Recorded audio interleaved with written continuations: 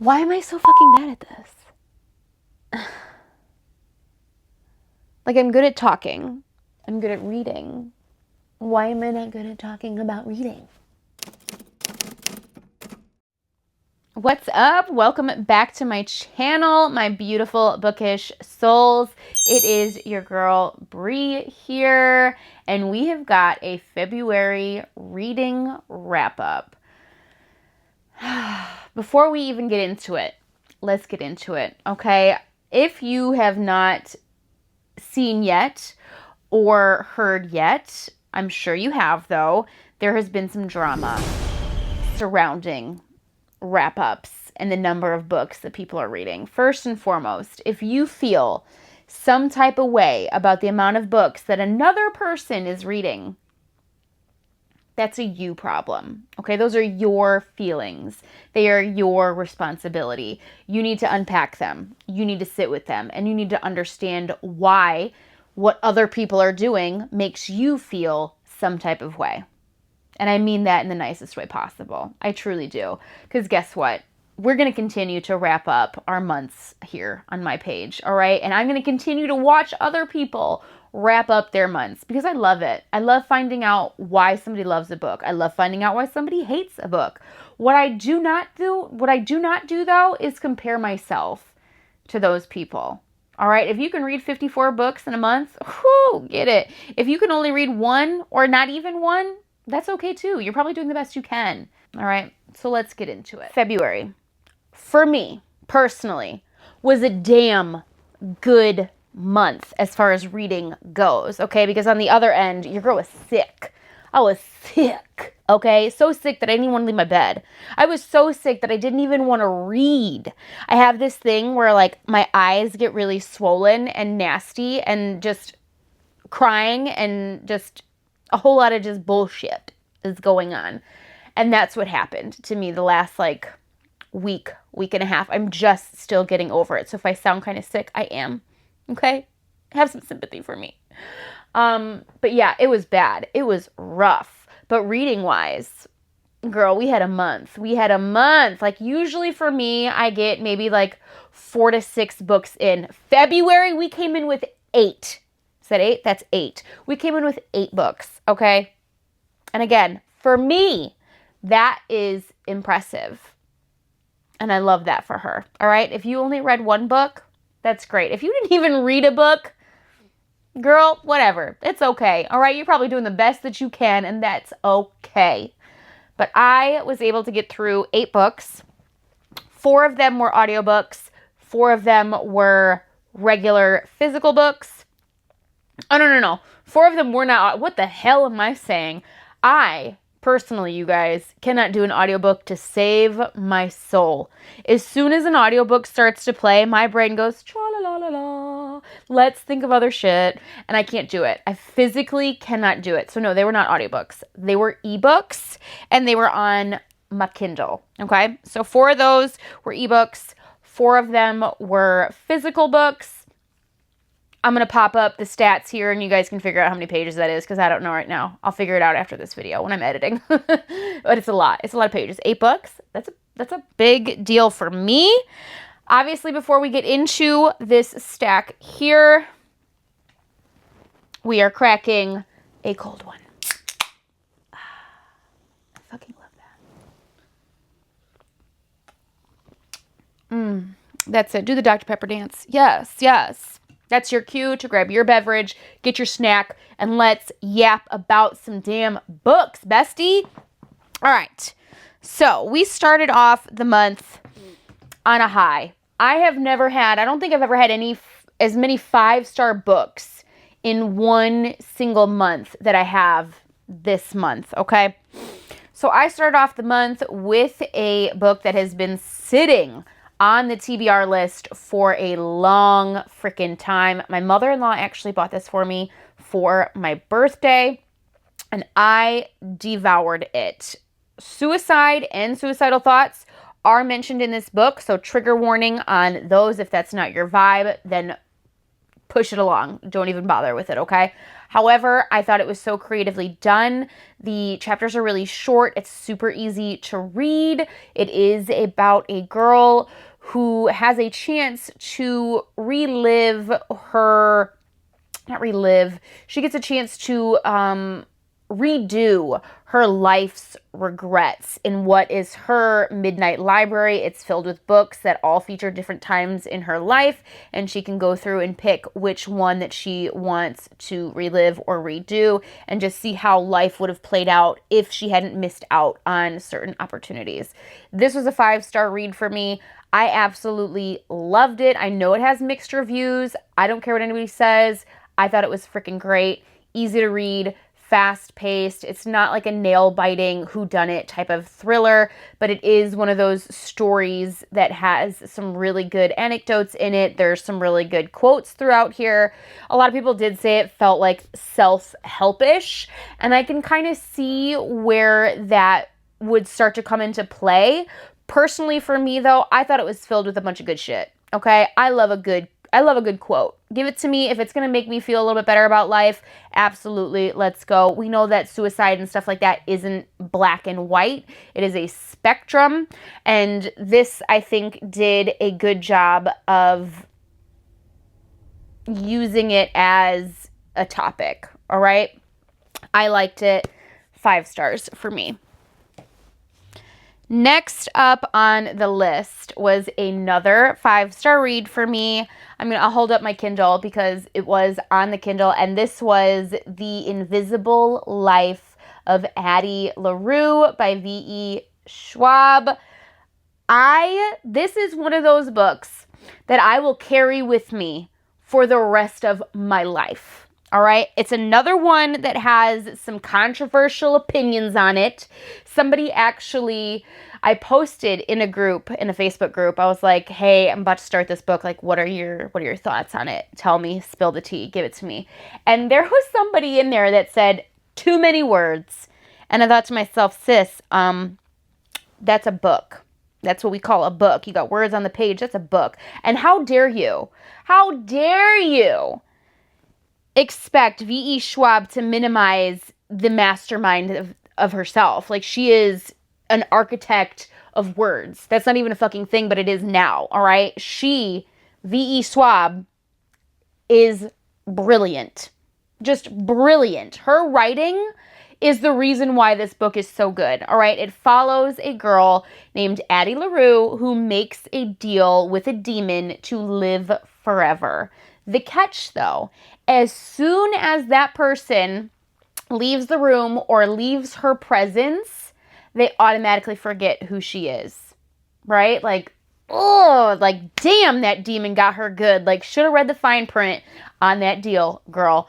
But the way in which V.E. Schwab tells the story of this woman's life over 300 years, that is the magic of this book. It's not action-packed. It's not a thriller. It's not on the edge of your seat. You're not biting your nails. You are literally living in Addie LaRue's life for over 300 years, and it is just a masterpiece. It is a beautiful depiction of life and what happens when you have to come up with different ways to leave your mark on the world, because obviously nobody's going to remember you otherwise. And I thought it was just so good. I will pick up anything by V.E. Schwab.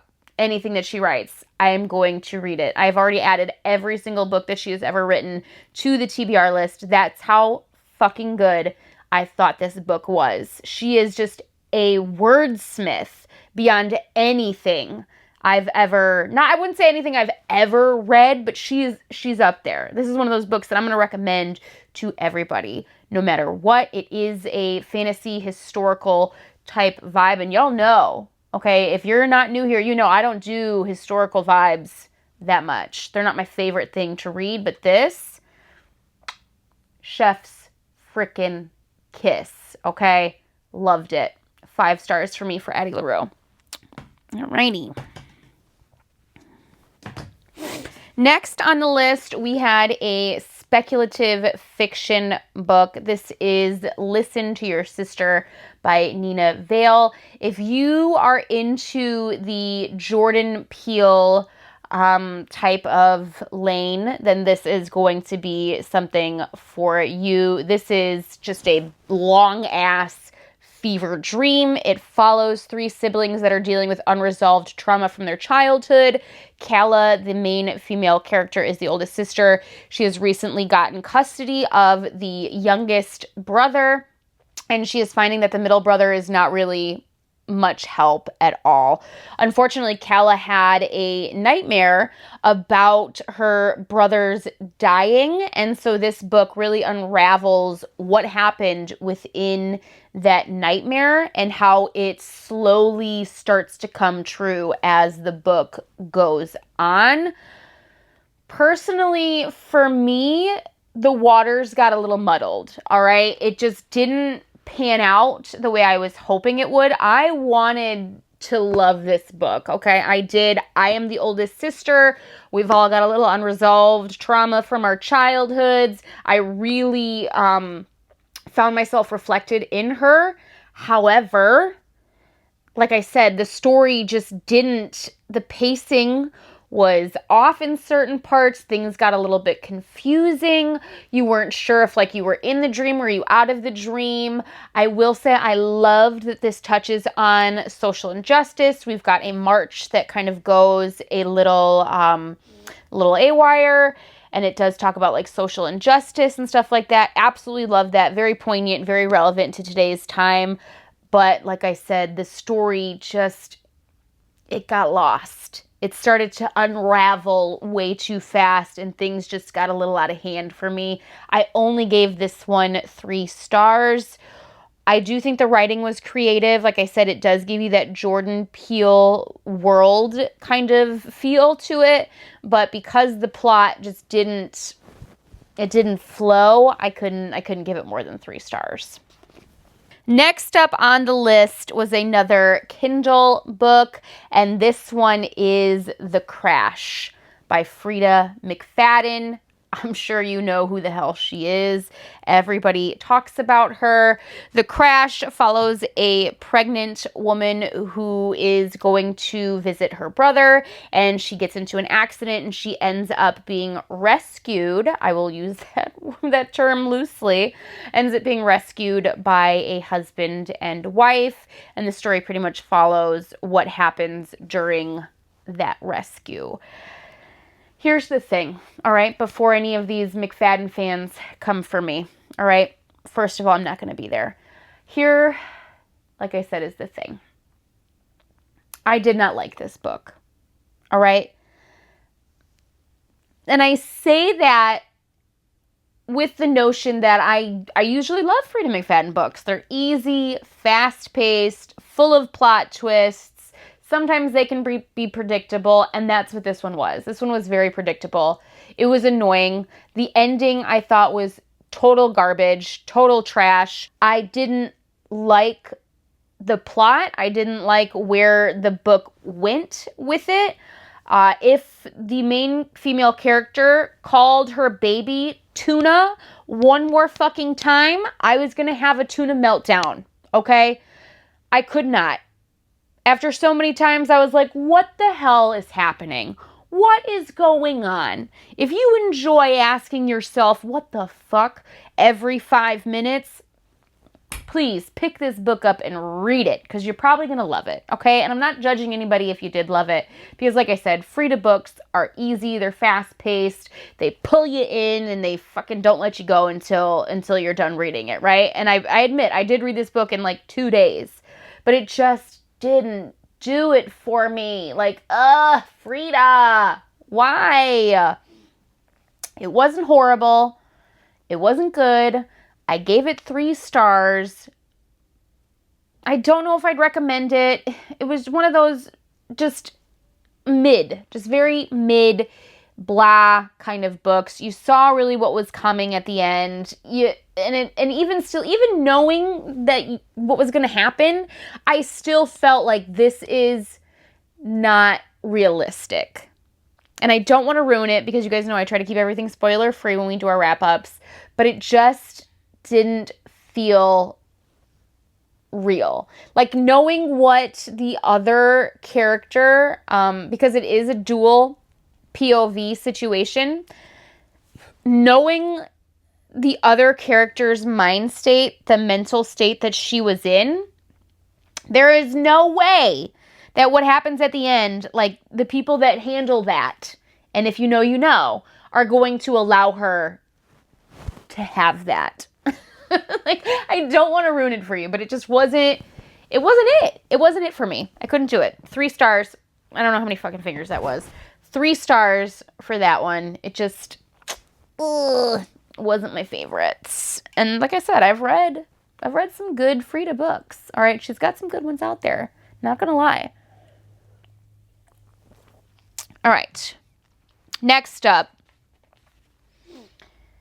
I am sick and tired of everybody saying, if you want an introduction to the fantasy romantasy genre, that you need to read ACOTAR or you need to read Fourth Wing, and then not mentioning this duology.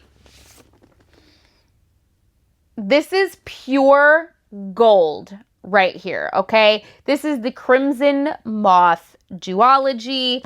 It starts off with Heartless Hunter, and we are following Rune Winters, who has come into her magic at an unfortunate time because it is forbidden. There is a revolution going on in her world, and she is in hiding. She is also a martyr for other witches, and she helps save them from the witch hunters, who one of them just so happens to be the potential love interest in the duology.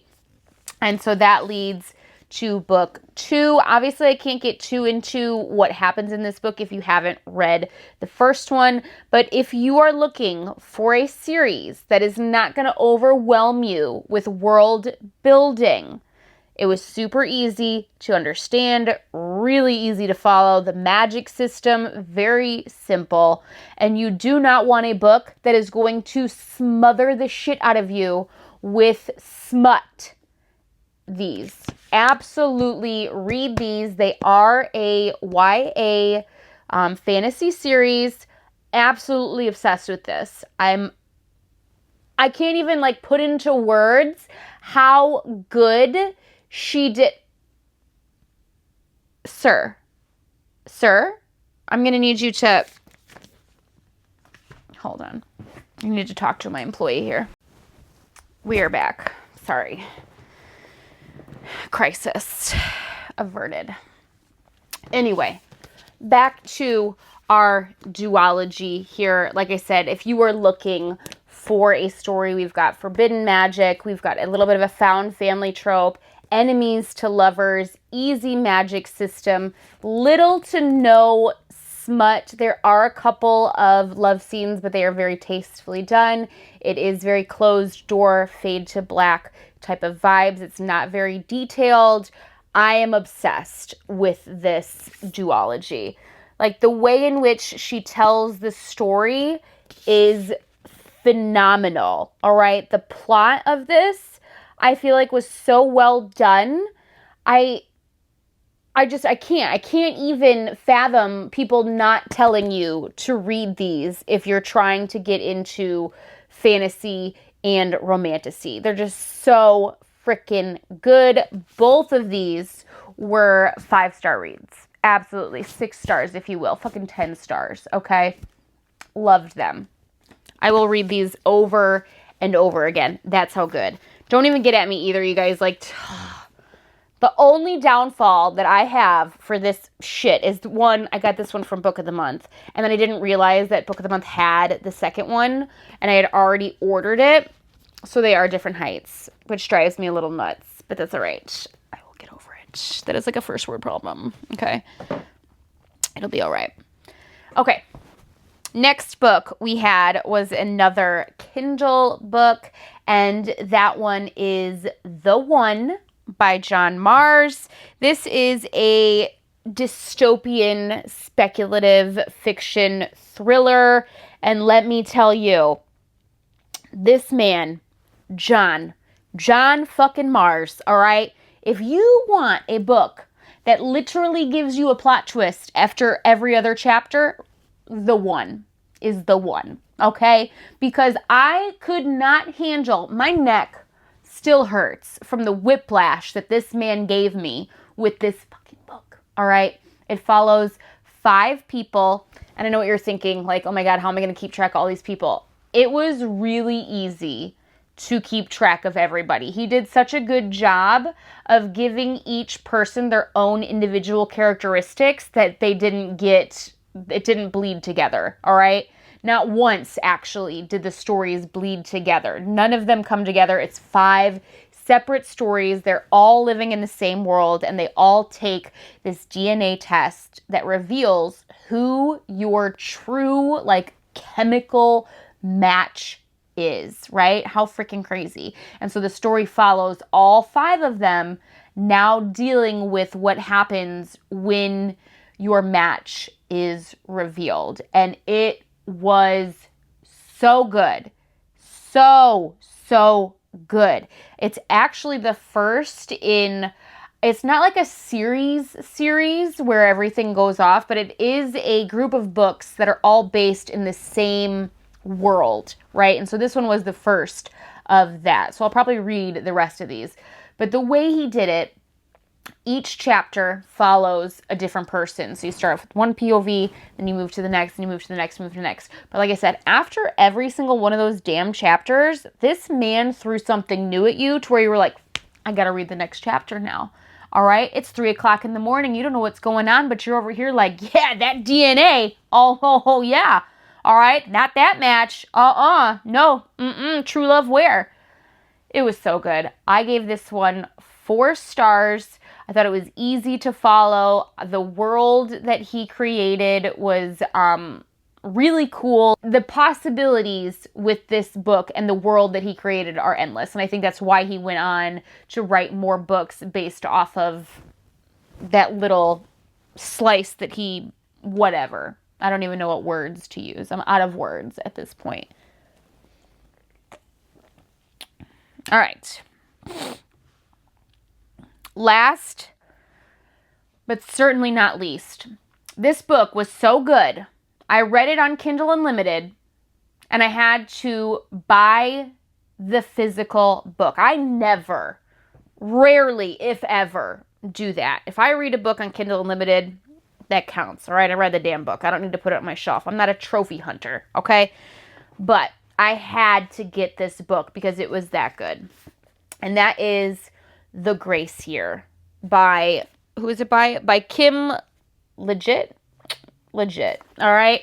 This book, oh my goodness. If you love The Hunger Games and Handmaid's Tale, this is a mix of those two together.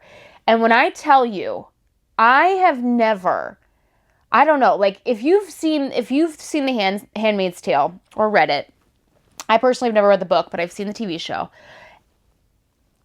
That TV show brings something out in me that is feral. It is absolutely feral, all right? Especially as a woman going through, like, gestures broadly at the fucking United States right now.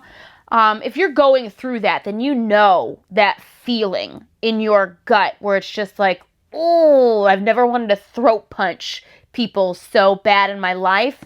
This book. There were characters in this book that I wanted to absolutely annihilate. And I'm not naturally a violent person, okay? I am really chill, very laid back, very easygoing, non-confrontational. But this, oh my God. Tierney, the main character in this book, I give her so much credit because I would have killed some bitches. I would have, all right? Donezo. I would have gone Dexter on their asses. And the grace that she gives them in this book, oh my gosh, it was a roller freaking coaster. There is a little dribble of love that goes on in here. And it was just so freaking good. Again, it's like that dystopian thriller type vibe. And I ate it up. And I will eat it up again and again and again. And that's why I had to buy the physical copy of this book, because it was so good. It follows a civilization, a town, a county, if you will, of men and women. And what happens is they believe that women possess this magic, and it comes to fruition. It comes forward at their 16th year. So their solution to this is to take those 16-year-old girls, just the girls, the boys don't have magic. They take these girls and they pretty much lock them up in this little pen miles and miles away from the civilization.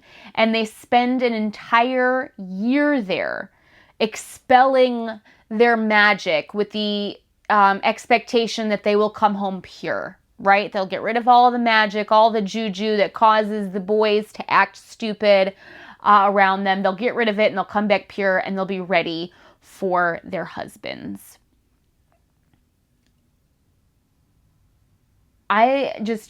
What happens in this book is insane. It is insane. And like I said, it's that Hunger Games. If you're familiar with like Lord of the Flies, it has that feel to it.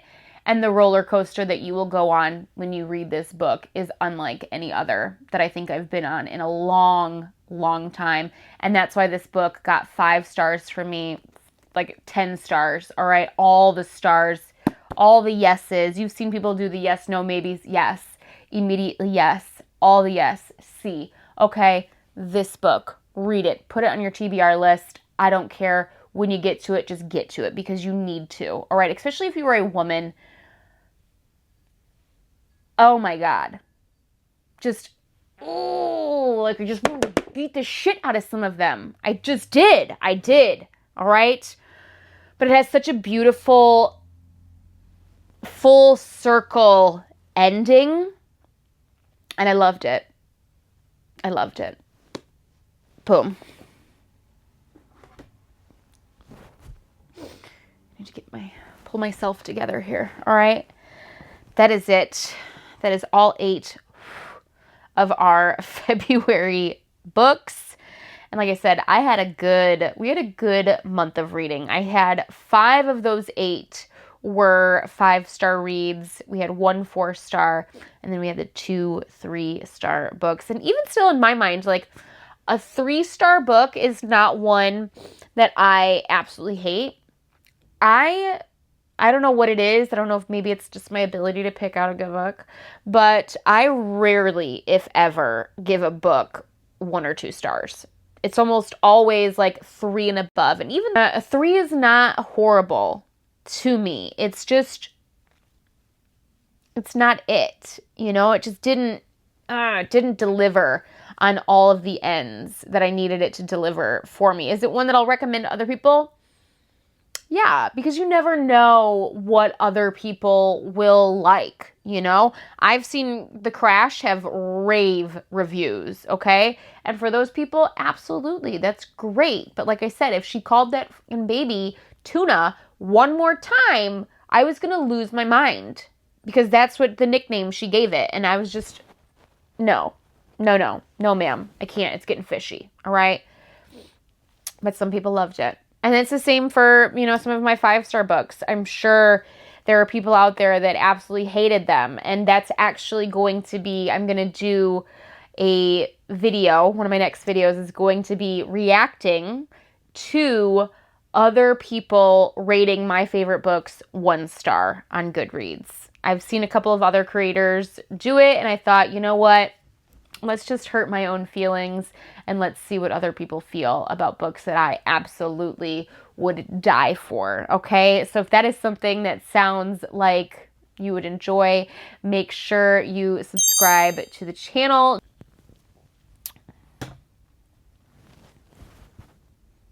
And that's it, y'all. That's a wrap. That's a wrap on the wrap, okay? I can't wait to not be sick. Let's just start there, all right? Can't wait for that to not be the thing. All right, y'all, that is it for my February wrap up. If you've read any of these books and want to talk to me about them, you know what to do. Drop your thoughts in the comments below. Let me know what you read in February because I would love to add to my TBR list. Okay, let's be real. She hates to see me coming, all right? And I would love to jot down some more good books to get on there. So do what it do. Let me know. Do what it do? Who am I? I don't know, you guys. Let me know in the comments what your favorite books for February were. I hope you have a wonderful day and happy reading.